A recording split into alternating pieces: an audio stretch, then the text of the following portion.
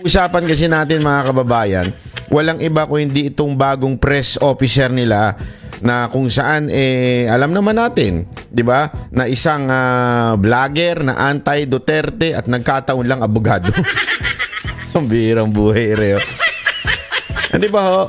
So, ito na nga. Kahapon lang meron ho siyang mga sinasabing hindi maganda. At mga kapalpakan na tila nakalimutan niya atang mag-research bago siya humarap. At napanood ko nga sa isang interview niya, biglaan lang daw yung mga tanong sa kanya. Kaya naman pala. Kaya naman pala hindi mo masagot. Ang problema kasi, madam, medyo nasobrahan ng kain mo ng Jollibee.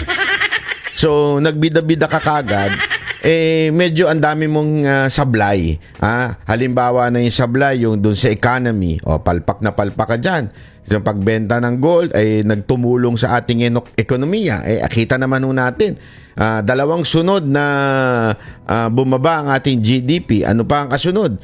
Yung pong sinasabi ninyong Davao City na ang sinasabi tinutukoy hudyaan ay yung buong Davao. It's not the city alone. Okay?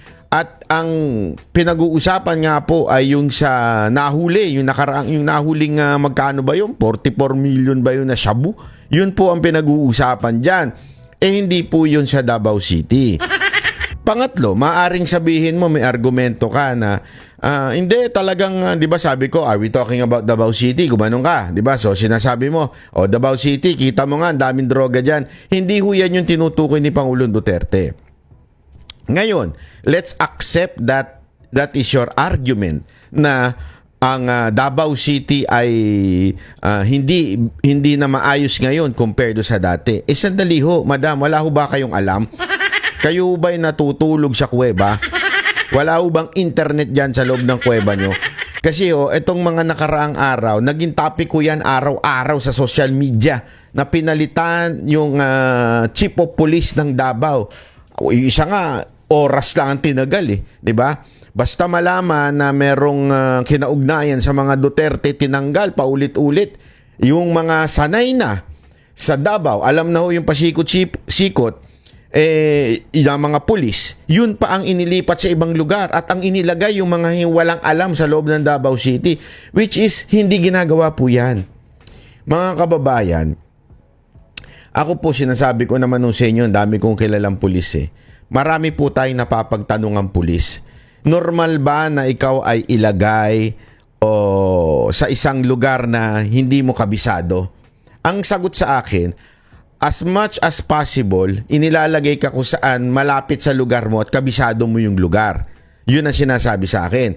Ngayon, may instances na talagang ikaw, kunwari ikaw ay magaling talaga sa ganitong area, ililipat ka para maaaring turuan mo yung iba mong mga kasama o di kaya ikaw ay mamuno ng isang parang departamento sa loob ng PNP kasi nga may purpose ka. Pero hindi normal yung isang buong batalyon ilipat. Kasi mangyayari nun, lahat nun na andun na natira nga. Bakit to? Kasi lahat nalipat Yung matitira, yung mga inilagay doon, hindi kabisado ang Davao City. Tapos, sana nga, okay na sana yun kung ilipat mo yung mga entire batalyon mo doon. Ang problema, pati yung leader, hindi taga Davao City. Madam, hindi mo rin alam yon. Tama, mali? Anong alam ninyo?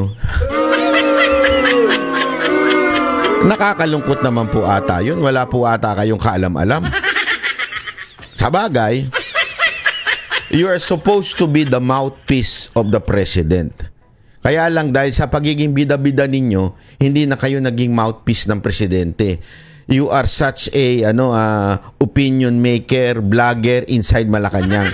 Or the best description is an attack dog of Malacanang.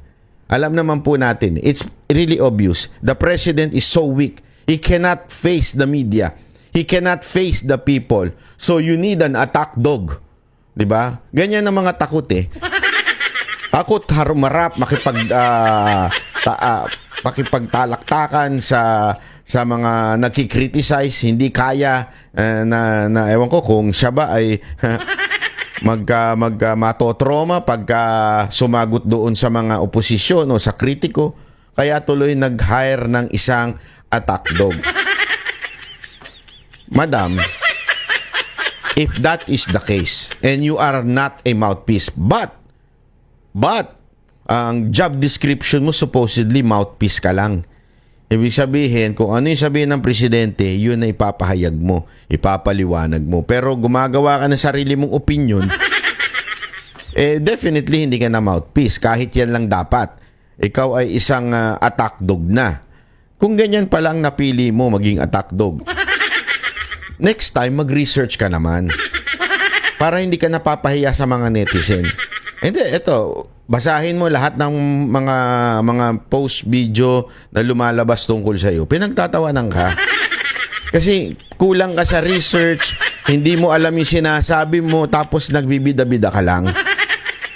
Hindi ka lang pinagtatawanan, nagagalit pa ang netizen, di ba? Dahil sa pinaggagawa mo. Sana mag-aral ka na lang, ha? Ito pa, may isa na naman siyang kapalpakan na mamaya may papakita ako sa inyo matinding ginawa na naman ng gobyerno na ito na paano kaya niya maipapaliwanag to. Tingnan natin, ha? Panoorin natin to. Pasok. Rumesbak ang Malacanang sa mga pumapalag na kandidato na ayon kay Pangulong Marcos ay parang pinag-deliver lang ng suka. Nanindigan din ng palasyo na hindi magpapatawag ang Pangulo ng special session sa Senado. Nasa frontline ng balitang yan si Maricel Haliling. Sa gitna ng kaliwat ka ng panawagan para paspasan na ang impeachment ni Vice President Sara Duterte, muling iginiit ng palasyo na walang plano si Pangulong Bongbong Marcos na magpatawag ng special session. Maliban na lang kung mismong ang mga senador ang humiling nito sa Pangulo.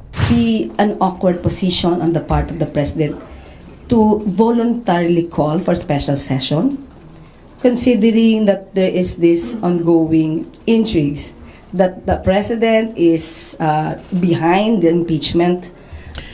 Ito, tingnan ninyo to, ha. Narinig ko yung buong press niya dito, briefing niya dito. Sinasabi niya, tinanong siya na what do you think ang presidente magpapatawag ng special session para ho sa mga senador para ho sa impeachment. Hindi niya alam yung sagot ng presidente. Sinagot na lang niya nang sa tingin niya kung ano yung maaaring gawin ng presidente.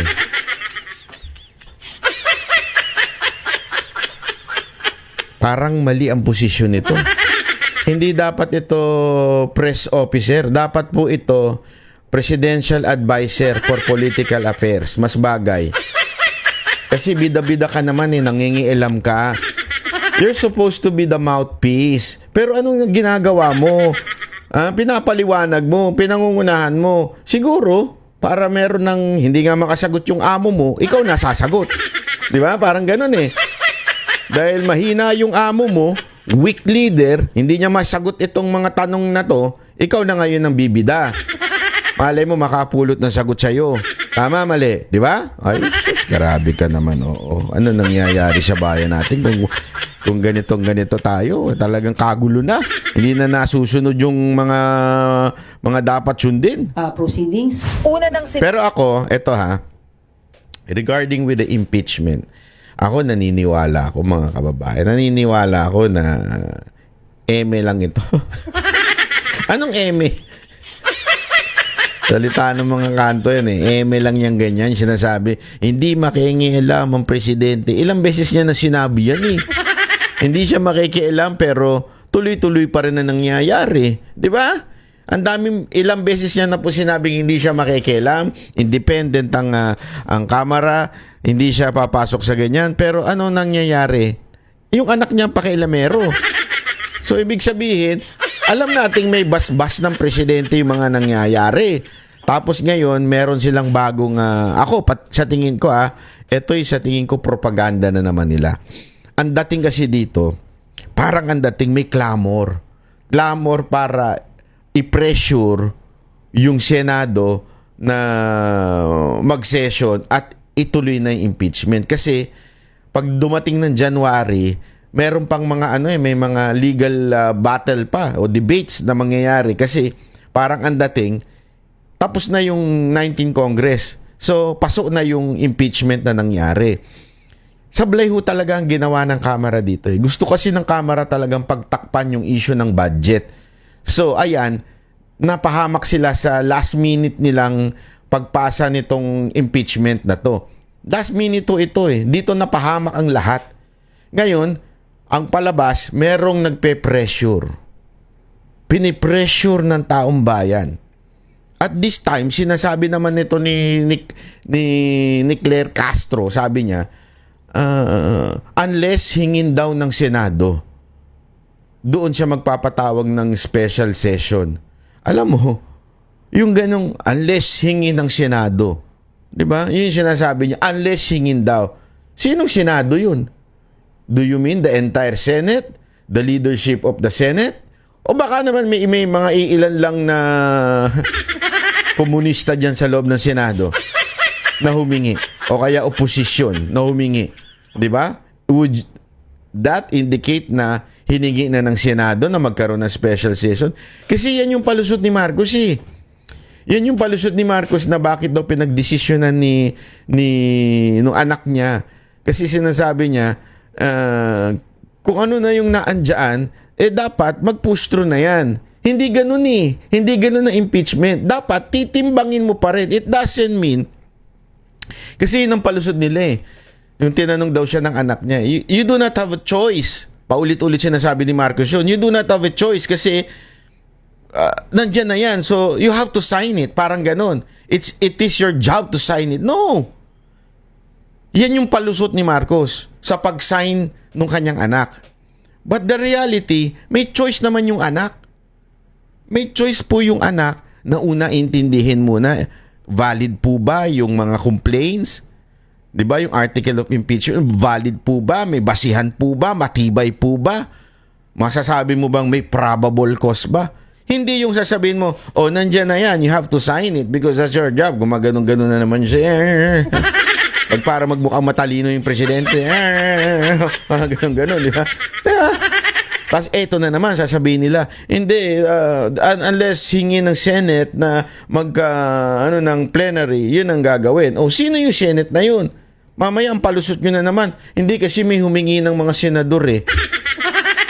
Na dapat mag-session na eh. Palusot na naman nyo yan. Di ba? Ganyan kayo, mahilig kayo magpalusot eh.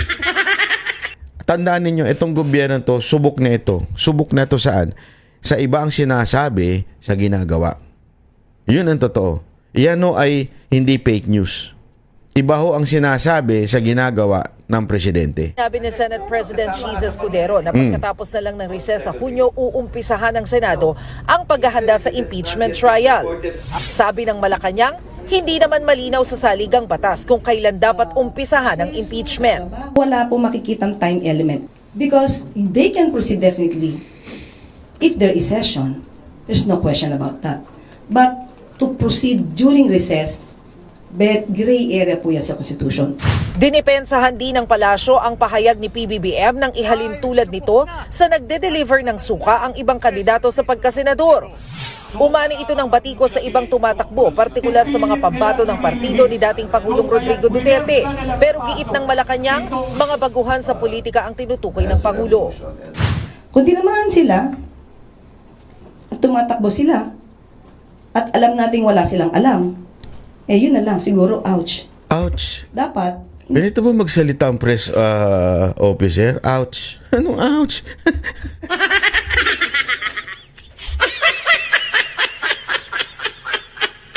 Ito ba ang best of the best of Malacanang?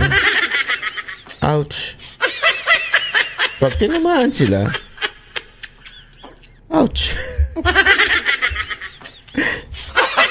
Gago!